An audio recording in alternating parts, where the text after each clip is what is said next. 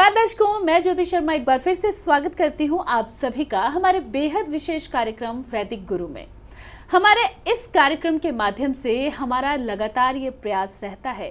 कि आपको ज्योतिष के माध्यम से, टैरो कार्ड के माध्यम से, वास्तु के माध्यम से और अंक गणित के माध्यम से आपके तमाम सवालों का जवाब दे सके। हम आपको बता सकें कि कैसे ओकल्ट साइंस आपकी लाइफ बदल सकता है। और हमारे आज के इस एपिसोड में हम चर्चा करने जा रहे हैं वास्तु शास्त्र के विषय में।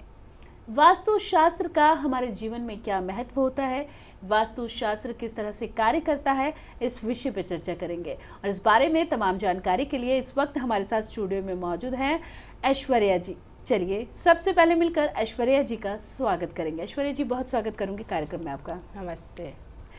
ऐश्वर्या जी, जैसा कि कहा कि बात करेंगे वास्तु शास्त्र के बारे में, तो वास्तु शास्त्र के बारे में बात करें उससे पहले मैं ये जानना चाहूँगी कि आप किस तरह से all India institute of occult science से जुड़े और आपका जो इंटरेस्ट है वो किस तरह से वास्तु की तरफ हुआ, इसके बारे में जानना चाहूँगी। मैंने अपने इंटरेस्ट की वजह से मैंने अकल्ट साइंस में जाने का डिसीज़न लिया, बट मुझे ऑल इंडिया इंस्टीट्यूट में जब मैंने डेमो देखा तो मुझे बहुत ही अच्छा लगा और मैंने यहाँ से एस्ट्रोलॉजी पहले शुरू की। बट उसके बाद मुझे लगा कि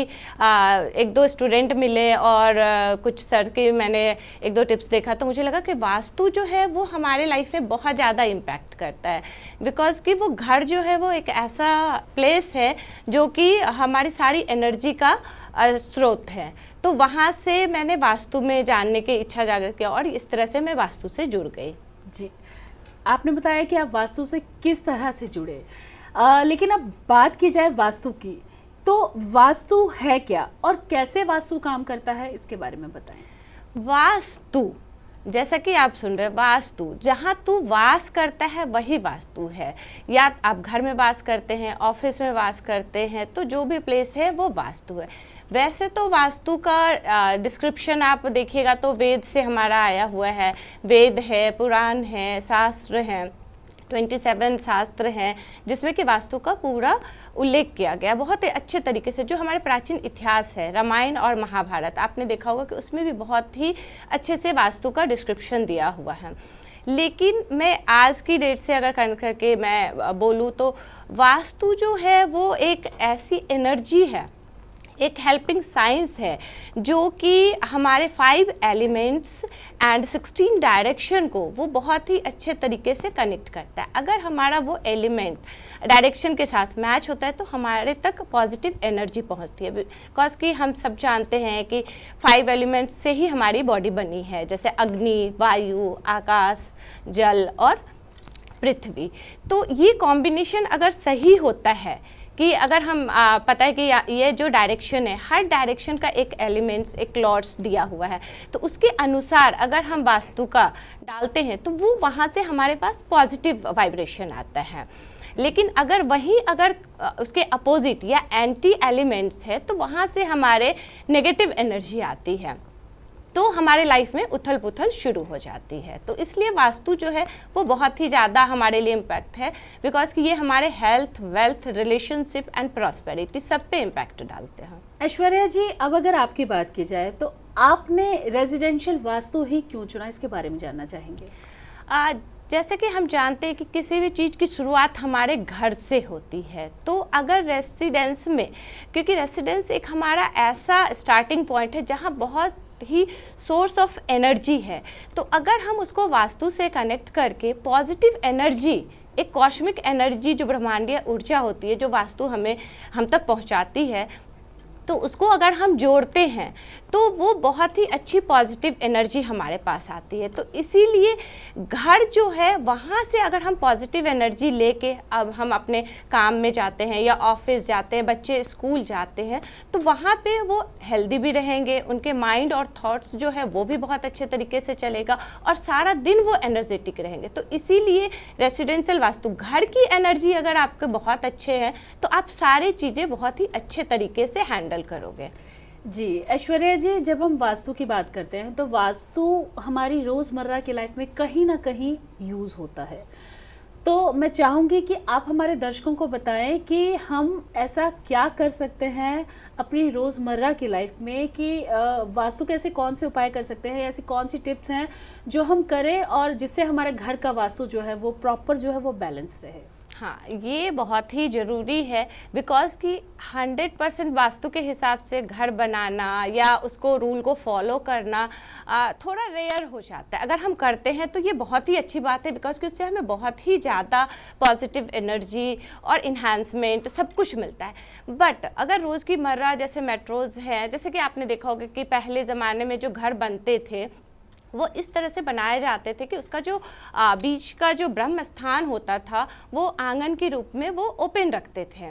तो वहाँ क्या होता था कि वहाँ पे लोगों को एक दूसरे से जो कम्युनिकेशन होता था वो बहुत ही ज़्यादा होता था, अंडरस्टैंडिंग बहुत ज़्यादा होती है। बट आज की डेट में अगर आप देखो तो हमारा क्या, हम फ्लैट सिस्टम में ज़्यादा शिफ्ट हो गए हैं या मतलब बहुत ही ये ओपन स्पेस हमारा कम हो गया। तो यहाँ पे आज की डेट में आप देखो कि हर घर में ये इशू है कि हर कोई सिर्फ अपने बारे में सोच रहा है, अपनी पसंद या नापसंद देखता है। बड़े बुजुर्ग और नेक्स्ट जनरेशन में क्या है, कम्युनिकेशन गैप हो गया है।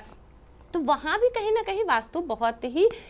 ये से वर्क करता है। तो अगर हम छोटी छोटी चीज़ें जो हम डेली लाइफ में करते हैं, अगर हम स्टार्ट करें कि कहाँ कहाँ से हमें पॉजिटिव एनर्जी हम तक पहुँचती है, तो इस तरह से हम बहुत हद तक अपनी लाइफ को जो है वो वास्तु के अनुसार पॉजिटिव एनर्जी इन्हांस करते हुए बैलेंस कर सकते हैं। जी ऐश्वर्या जी, इसके साथ ही अगर बात की जाए हमारे घर की, तो मैं चाहूँगी कि आप बताएं कि हमारा जो पूरा घर है वो वास्तु के अकॉर्डिंग किस तरह से होना चाहिए। हमारा जो मेन डोर है, हमारा जो पूजा घर है, पूजा का स्थान है, हम किस तरफ, हमारा मुंह किस तरफ हो जब हम पूजा करें, मैं चाहूँगी इसके बारे में आप विस्तारपूर्वक बताएं। किसी भी घर का जो है वो मेन डोर जो है वो बहुत ही इम्पॉर्टेंट है। वैसे तो मेन डोर कितनी डिग्री पे होना चाहिए, किस डायरेक्शन में होना चाहिए, ये एक इम्पॉर्टेंट वास्तु का पार्ट हो जाता है। तो वहाँ हम नहीं जा कर के हम उसमें कितनी पॉजिटिविटी डाल सकते हैं ताकि अगर कुछ छोटा मोटा वास्तु दोष भी रहे तो वो ख़त्म हो जाए। और दूसरी बात कि अगर जो मेन डोर है वो हमारे घर में सुख और दुख आने का और जाने का रास्ता होता है, तो अगर हम बेसिकली मेन डोर पे बहुत ही अच्छे से शुभता, पॉजिटिविटी क्रिएट कर देते हैं तो सुख जो आएगा वो तो अच्छी प्रॉस्पेरिटी के साथ आएगा। बट अगर प्रॉब्लम भी हमारे घर में आती है तो उसके साथ हमें सॉल्यूशन भी मिल जाता है। तो हम मेन डोर पे जैसे लताओं के जो तोरण होते हैं वो हम लगा सकते हैं, स्वास्तिक का हम चिन्ह बना सकते हैं। उसके बाद हम उसमें गणेश जी की तस्वीर भी लगा सकते हैं। तो ये चीज़ें तो हैं, लेकिन वास्तु को अगर हम मुहूर्त के साथ जोड़ देते हैं कि ये चीज़ें तो हम कर रहे हैं, बट अगर एक अच्छे शुभ मुहूर्त में अगर हम ये काम करते तो ये हमारे लिए और भी ज़्यादा पॉजिटिव एनर्जी लेके आती है। तो यहाँ हम रोज़ तो पंडित के पास नहीं जा सकते हैं मुहूर्त पूछने के लिए, या हम इस तरह से हम उतना नॉलेज नहीं है कि हम जाके पूछे, बट हम एक जनरल टिप्स देना चाहते हैं कि डेली जो है एक अभिजीत मुहूर्त आता है, लेकिन वो वेंसडे को नहीं होता है। तो आप ये ध्यान रखें कि आप कोई भी अच्छा काम करने के लिए घर से बाहर जा रहे हैं या कुछ भी कर रहे हैं तो अगर आप उस मुहूर्त में करते हैं तो वो हमने जो पॉजिटिविटी इन्हांस की वो और भी ज़्यादा एनर्जी के साथ हमारे घर पे आती है। तो ये मुहूर्त भी जो है वो वास्तु के साथ बहुत ही मायने रखता है। जी, इसके साथ ही अगर घर के वास्तु की बात करें तो बच्चों का जो स्टडी रूम होता है वो किस तरफ होना चाहिए, हम पैसे जो रख रहे हैं वो कैसे हम रख सकते हैं या किस तरफ हम रख सकते हैं, हमारा लॉकर रूम जो होता है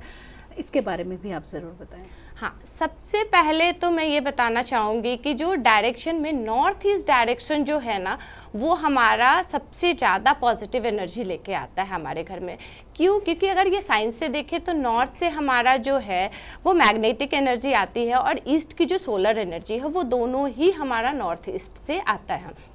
तो अगर हम वहाँ पे बहुत ही अच्छा डेकोरेटिव या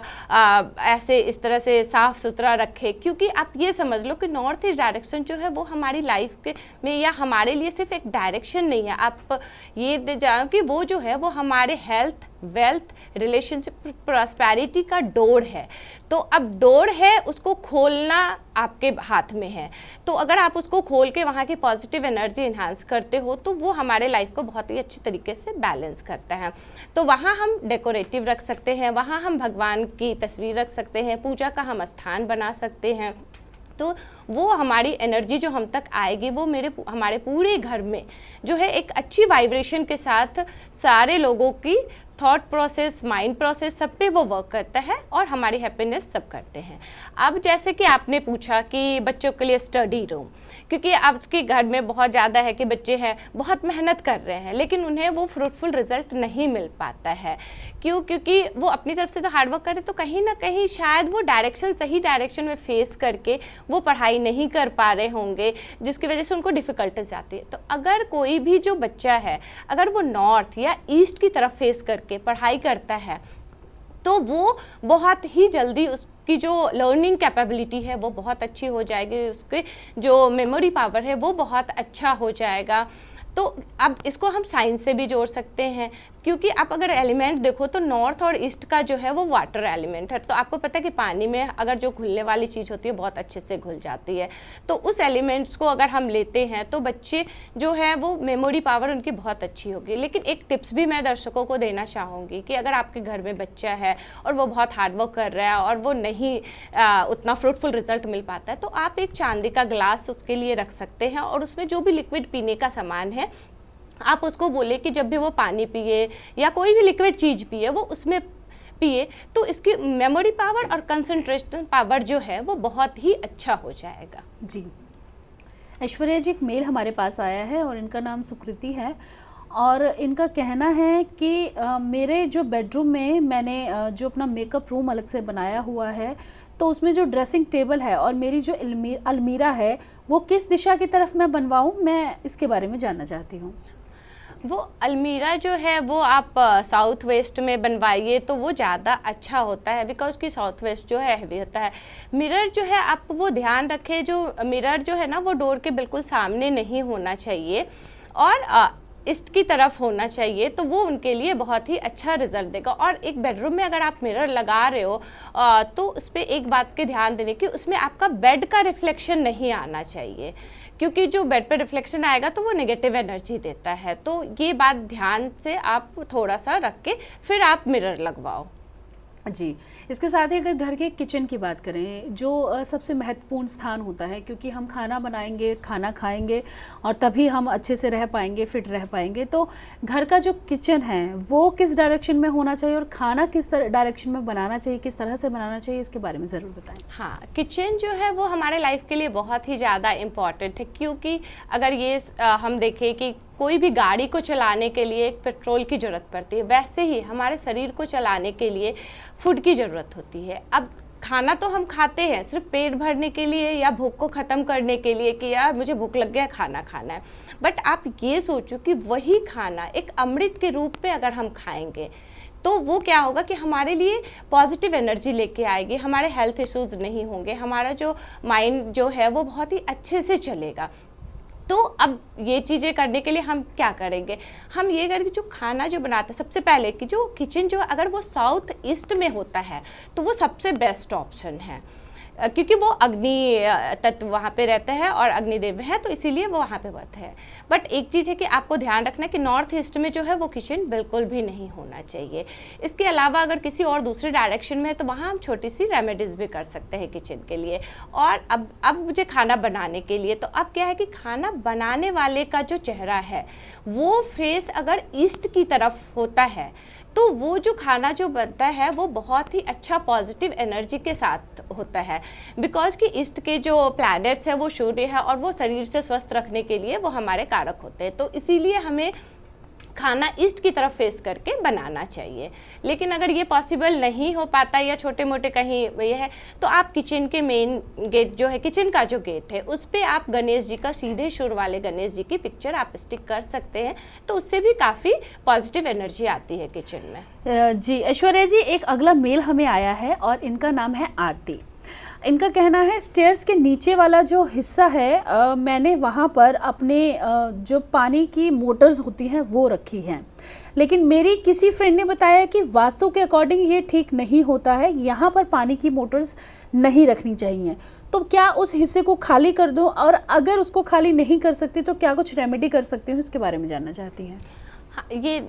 जो है ये दो चीज़ें यहाँ पे, दो एलिमेंट है। एक तो स्टेयर है वो ऑलरेडी हेवी है, तो अब ये देखना कि स्टेयर आपका किस डायरेक्शन में है। अगर वो साउथ वेस्ट में है तब तो वो आपके वास्तु के हिसाब से स्टेयर जो है ठीक है, लेकिन अगर स्टेयर भी गलत डायरेक्शन में है और वो जो पानी का मोटर है तो वहाँ पे क्या है, वो एक मशीन है, तो जो मशीन जो है वो अग्नि तत्व को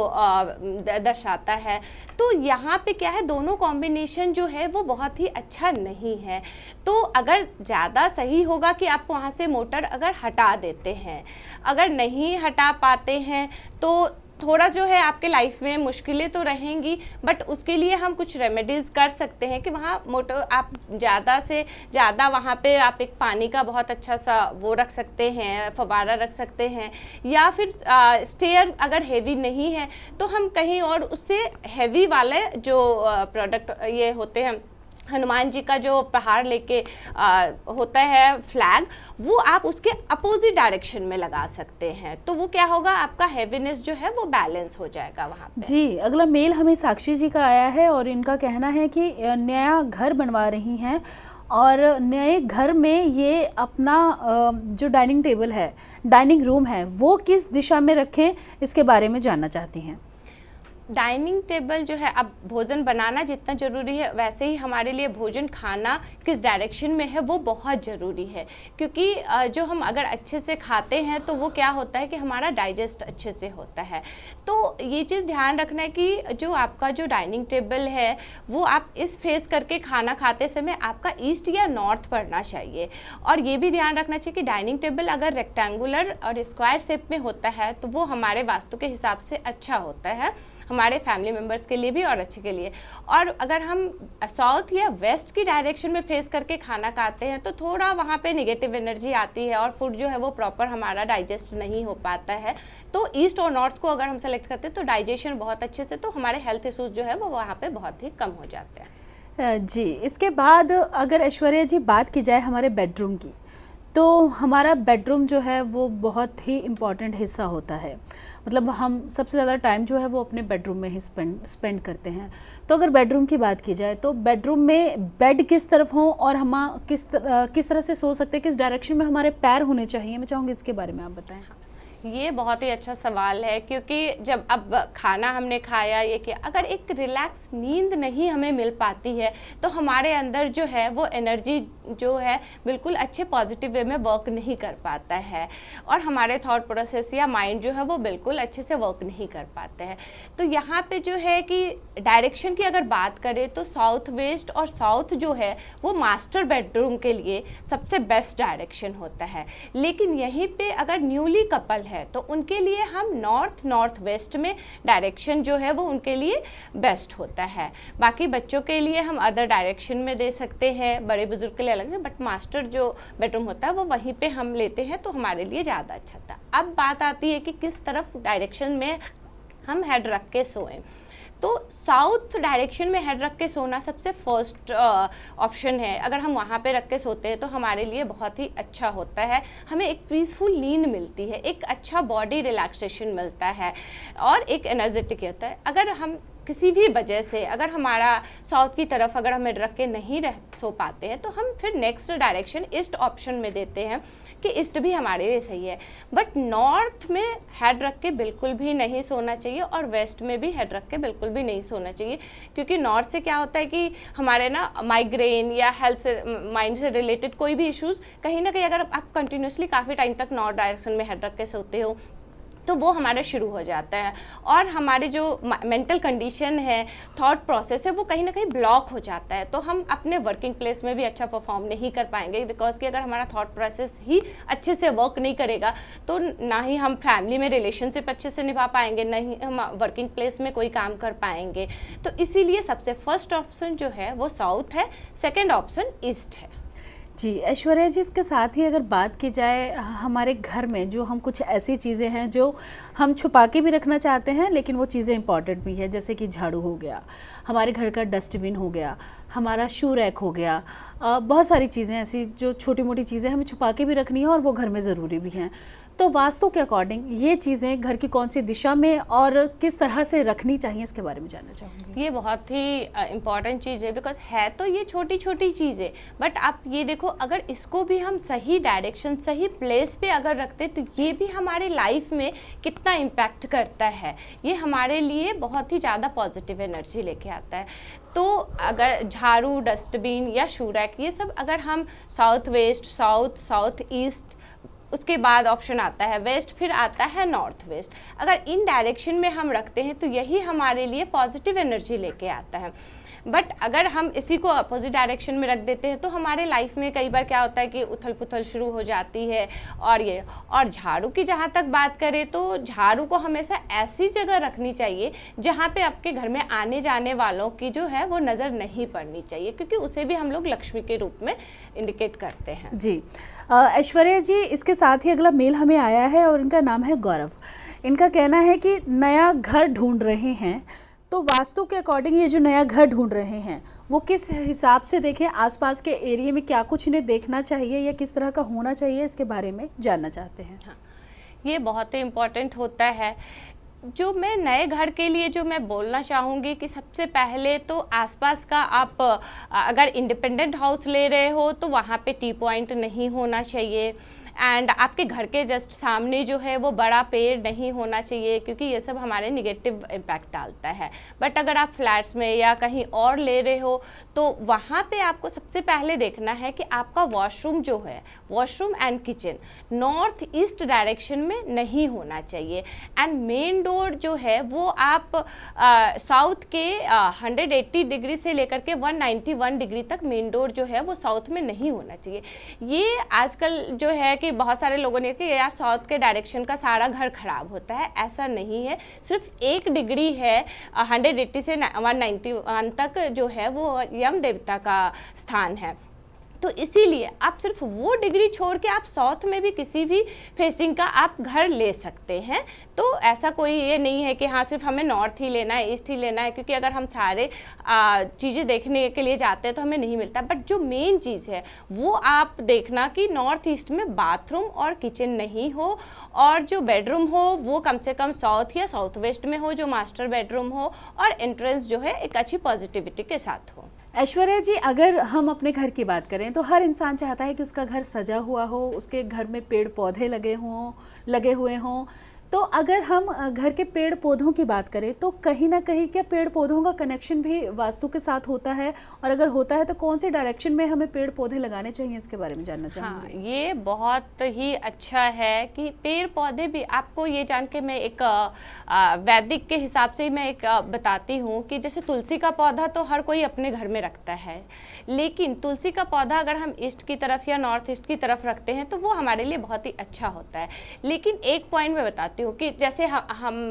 वेदों में लिखा गया है या बताया गया है, कई लोगों ने भी बोला कि जो सोना दान होता है, स्वर्ण दान, वो सबसे बड़ा दान होता है। तो अब हम रोज जो है वो सोना दान नहीं कर सकते हैं, बट मैं आपको एक टिप्स बताती हूँ कि आप अगर रोज सुबह सो के जब उठते हो उस टाइम में सबसे पहले अगर आप तुलसी के पौधे को देखते हो तो ये जो है आपके एक स्वर्ण दान के बराबर आपको पुण्य मिलता है, पॉजिटिविटी मिलती है। तो आप ये सोचो कि रोज़ हम सोना दान नहीं कर सकते, लेकिन अगर हम तुलसी का पौधा रोज़ मॉर्निंग अगर हमारे घर में है और हम देखते हैं तो एक सोने के दान के बराबर हम पुण्य अर्जित कर रहे हैं, तो ये बहुत ही अच्छी बात होती है। दूसरी बात, अगर हम जैसे फ्लावर वाले छोटे छोटे पौधे अगर हम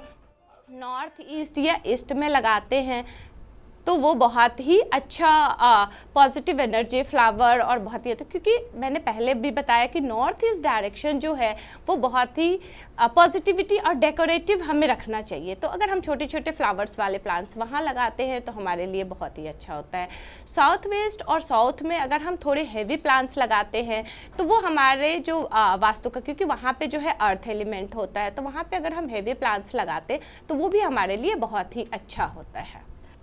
ऐश्वर्या जी, हमने वास्तु के बारे में जाना, हमने घर के वास्तु को कैसे हम ठीक कर सकते हैं इसके बारे में जाना, लेकिन ऐसे कुछ उपाय जो अगर किसी व्यक्ति के घर का वास्तु ठीक नहीं है और वो उपाय करे तो उससे फ़ायदा हो सकता है, इसके बारे में मैं चाहूँगी कि आप हमारे दर्शकों को ज़रूर बताएं। हाँ, ये बहुत इम्पॉर्टेंट है बिकॉज की छोटी छोटी रेमेडीज भी कई बार ना बहुत अच्छा वर्क करता है। तो अगर जैसे हम वॉशरूम की बात करते हैं तो वॉशरूम जो है वो बहुत ही ज़्यादा नेगेटिव, क्योंकि पहले ज़माने में आपने देखा होगा इसीलिए वॉशरूम जो है वो घर के आंगन के बाहर बनाया जाता था। लेकिन आज की डेट में क्या है, घर में ही नहीं बल्कि हर कमरे में वॉशरूम बनाया जाता है। तो कहीं ना कहीं वो जो है बहुत नेगेटिविटी आती है। तो अगर हम शी सॉल्ट कांच की कटोरी में डाल करके अगर हम सारे वॉशरूम में रखते हैं तो बहुत हद तक वो उसकी नेगेटिविटी को अंदर कर लेता है। उसके बाद अगर हस्बैंड वाइफ की रिलेशनशिप में कहीं प्रॉब्लम आ रही है या किसी घर में अरे छोटी छोटी बातों पे हस्बैंड वाइफ के डिस्कशन हो रहे हैं, रिलेशनशिप पे प्रॉब्लम आ रहा है, तो आप बेडरूम में हस्बैंड वाइफ की एक अच्छी सी प्यारी सी तस्वीर जो स्माइलिंग वाली हो वो आप लगा सकते हो। इससे भी आपका बहुत अच्छा पॉजिटिविटी आएगा, इससे मिलता है। उसके बाद आप जो आपका ब्रह्म स्थान है आपके घर का, उसको आप क्लीन करके रख सकते हो, उसको आप अल्पना बना के रख सकते हो, डेकोरेटिव रख सकते हो। और ये ध्यान रहे कि ब्रह्म स्थान में कभी भी कोई हेवी सामान या डाइनिंग टेबल हो, सोफा हो, वो नहीं होना चाहिए। तो ब्रह्म स्थान को अगर हम क्लीन करके डेकोरेटिव रखते हैं तो वो हमारे लिए बहुत ही अच्छा पॉजिटिव एनर्जी लेके आता है। उसके बाद जैसे पूजा हम सब करते हैं, दिया जलाते हैं, तो दिया तो हम जलाते हैं, लेकिन आप ये सोचो कि अगर एक टिप से अगर हम दिया जलाने के बाद उससे और भी ज़्यादा पॉजिटिव एनर्जी इन्हांस करें तो ये हमारे लिए और कितना अच्छा होगा। तो जब भी आप दिया जलाते हो तो भगवान के राइट साइड में आप हमेशा घी के वाइट बाती के साथ दिया जलाओ, तो वो आपको और भी ज़्यादा अच्छा, जो भी प्रेयर किया आपने या जो भी डिज़ायर किया, जो भी प्रार्थना की, वो बहुत ही अच्छे से फुलफिल होगा। और अगर आप लेफ्ट साइड में दिया जला रहे हो तो वहाँ अगर आप तेल की दिया जला रहे हो तो तेल के दिया में हमेशा रेड कलर की बाती जो है वो रखना चाहिए। और धूप बत्ती जो भी हम जलाते हैं वो भगवान जी के लेफ्ट साइड में रखें, तो वो बहुत ही अच्छा जो है वो इम्पैक्ट देता है हमारे लाइफ में और पॉजिटिविटी इन्हांस करने में बहुत ही अच्छे से लेके आता है। तो इस तरह से क्या है कि छोटी छोटी रेमेडीज़ अगर हम यूज़ कर लेते हैं तो इससे हमारी पॉजिटिव एनर्जी जो है, घर का जो वाइब्रेशन है वो बहुत ही अच्छा हो जाता है। Health, wealth, relationship and prosperity में हम बहुत ज़्यादा इन्हांसमेंट कर सकते हैं। जी, तो बिल्कुल ऐश्वर्या जी, आप स्टूडियो में आए, वास्तुशास्त्र के बारे में हमें बताया। इस तमाम जानकारी के लिए हमारा और हमारे दर्शकों का मार्गदर्शन करने के लिए आपका बहुत बहुत धन्यवाद। जी, नमस्कार।